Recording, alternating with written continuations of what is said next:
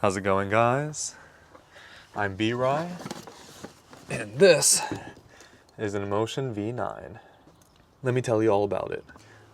A little bit of background about me though. I have been riding electric unicycles for almost 5 years now, and I've been a racer for about 2 of them.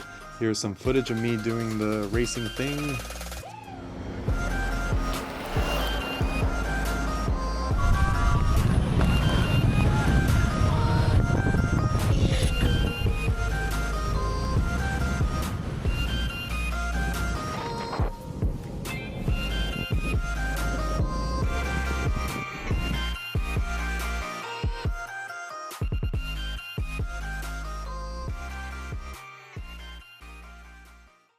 I've had this Inmotion V9 ever since CES, so that makes it about a month that I've had this for, and it's been a lot of fun. I've been using it to get groceries, do some like small daily tasks.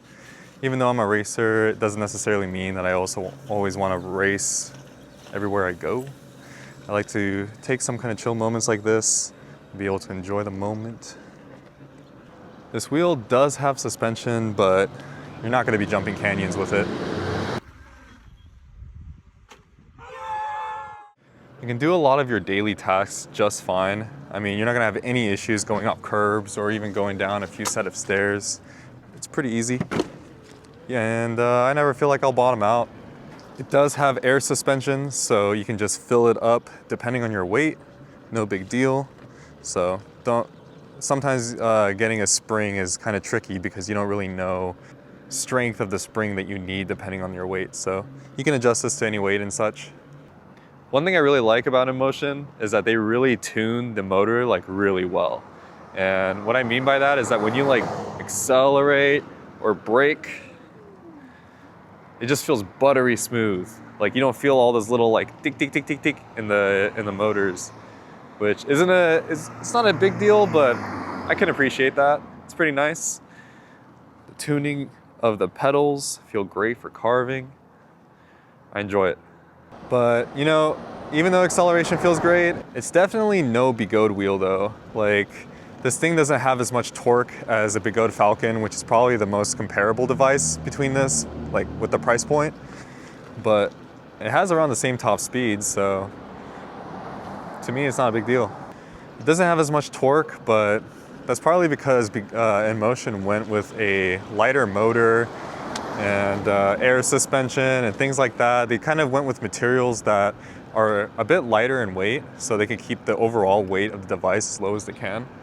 Ooh, ride feels cushy. I don't know if you can see, but there's cracks and bumps in the road and I don't really feel much of it. One thing to note though is that this wheel feels pretty stable. I like how it just kind of moves with you. I feel like the height of it is pretty good. It sits at a good spot on my calf. Ooh.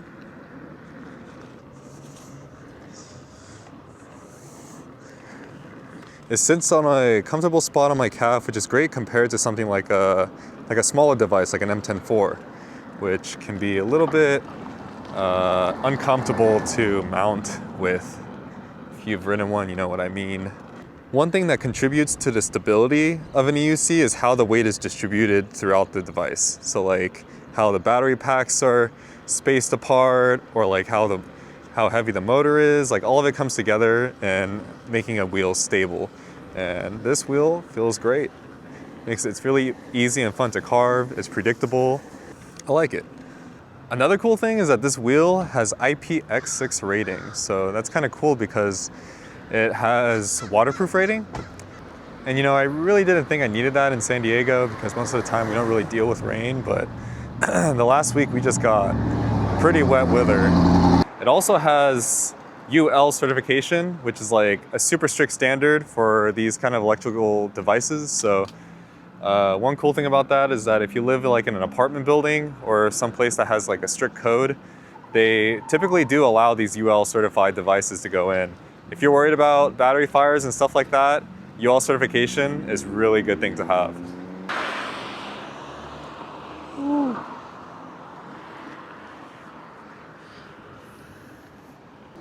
Now I know what you might be thinking. If you've owned an Inmotion wheel before, something like a V11, you might you might not have the best things to say about the suspension. It might have been clunky, it might have had some issues, but cool thing about Inmotion is that they do listen to the feedback. They added a block in this wheel. But yeah, Inmotion listens to feedback. It's kind of cool. It's always cool when a company kind of listens to their customers and tries to implement improvements. So they upgraded the suspension, or the way they go around it. They added like a block to make it a little bit more rigid. They also made it a lot. If you've owned an Inmotion electric unicycle, let's see, let's cross safely. If you've owned an Inmotion wheel, you probably know how annoying it can be to work on. I mean, like some of their older wheels just had so many screws. So this is a pre-production unit, and there was some issues with this Ride Connect feature, so they had to send me parts to fix it. And accessing the motherboard on this was so easy. There was only 6 screws with 1 screw type, so it's not like you had to change a bunch of bits, and it made it really like surprisingly easy to access the motherboard and service this wheel. So that is kind of shocking coming from Inmotion and the kind of history they have with their wheels. Also, speaking of the Ride Connect feature, that's a cool thing I've never seen in a unicycle before. The Ride Connect feature is like, it has like a GPS chip in it, so it allows you to connect to it through the app and allows you to see the location of it. So, you know, ideally I would never have my unicycle out of sight, but sometimes there's buildings that don't allow you to bring it in. So you can, you know, lock it to somewhere like a bike rack, and it's kind of cool because, you know, the best thing is that it gives you peace of mind knowing that it's still there. And the worst case scenario, and if it does get stolen, at least you have some way of tracking it and knowing where it is. You can also lock it remotely too, so they won't be able to balance it. It'll be like a lemon, and you'll always know where it is. All right, so arriving to the store now. Also, the trolley's pretty decent, so you can access it with one hand. Kind of cool. And for reference, I'm 6'4", and I don't really have to bend down to use it. It's kind of nice. Kind of used to like these smaller unicycles having like a really short trolley that, you know, has to have me, you know, kind of hunch over slightly, but I'm a fan of this. Works nice. One cool thing is that most of the time you don't really get hassled with bringing these things in the store. You know, if you're bringing a giant scooter or bike, that could also be a problem.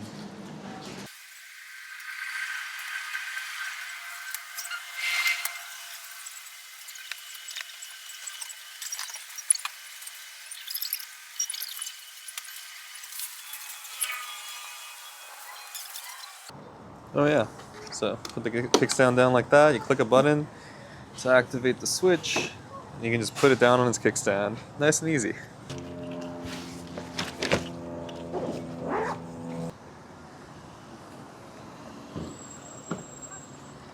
So easy to just hop back on, get riding again. Oh, Teslas. I want one of those one day. My dream. All right, let's not lane split, I guess.